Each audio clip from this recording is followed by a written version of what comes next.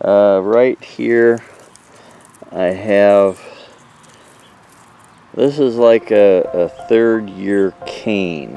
It's a black raspberry cane. Then on here, if you can see it, I have a second year raspberry cane. And one of the things that black raspberries do is they produce black raspberries on every offshoot of the main cane. I don't know if you can see it all or not, but that's the way that looks like. Now here I have a first year cane. This will not produce this year, but it will be producing next year.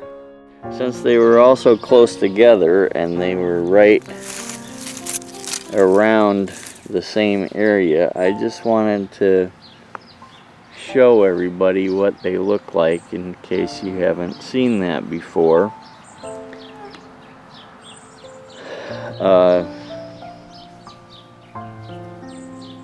That's how to tell the difference between the ones that are going to be ready to be picked and the ones that are not going to be ready to be picked.